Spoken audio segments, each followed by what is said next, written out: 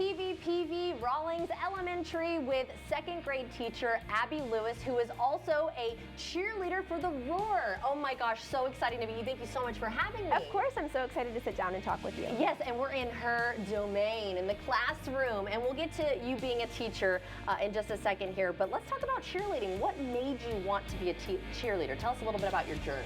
Okay, yeah, so I grew up in Southern California, and I grew up dancing there competitively.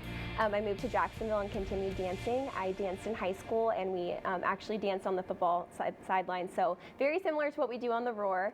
And then when I was 19, I decided to audition for the Roar of the Jaguars, and I've been cheering ever since. And that's 6 years? Yes, this is my 6th season with the Roar. So exciting. Yeah. What would you say is your favorite part?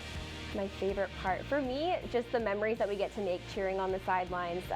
It really is so much fun, and the friendships that we have. I've been on the team for 6 seasons now, so some of the girls have been friends with for 6 years. Right. Which is amazing and just so special to me. And you all have, or most of you anyway, have full-time jobs. Yes. Right? So tell us a little bit about how you chose being an educator or a teacher. So I grew up, my mom actually homeschooled me in kindergarten, 1st grade, and 2nd grade. She taught me how to read, and it was just a really special, magical childhood. So I always grew up loving school, and in college when I just decided, I'm going to try it out and see if I like it.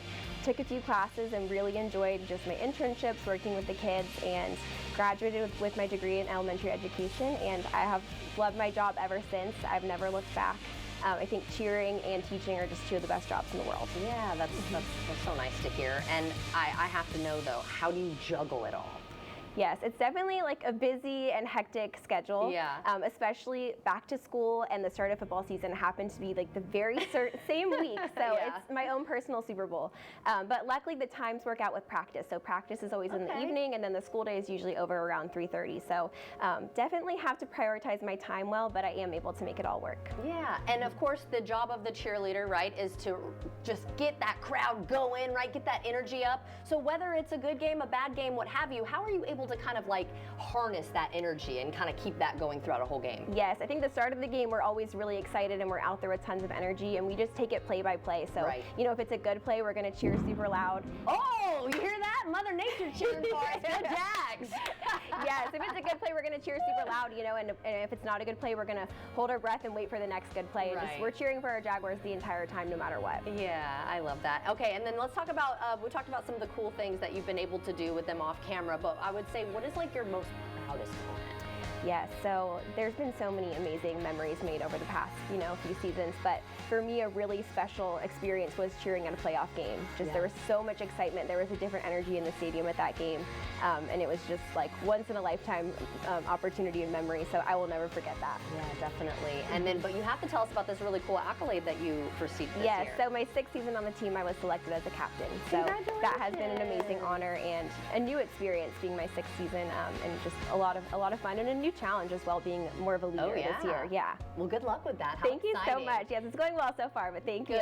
Good. I'm so glad to hear. And I love all y'all's routines, and I know it's just hours and hours of practice.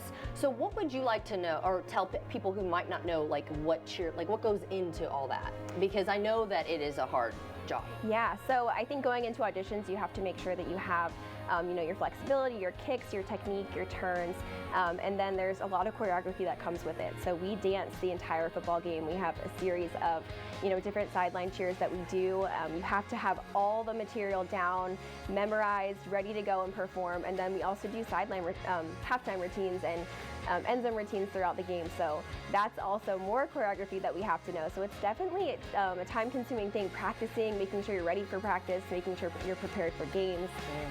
There's a lot of practicing that goes into it for sure.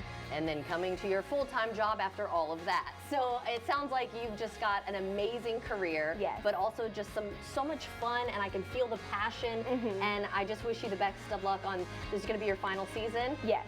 Oh, well, I'm so happy that you got promoted and everything's going well for you, and you are helping mold the children of our future. So thank you for what you do. Of course, thank you so much. Of course. And everyone at home, if you'd like to see this interview again, you can head to First Coast News Plus.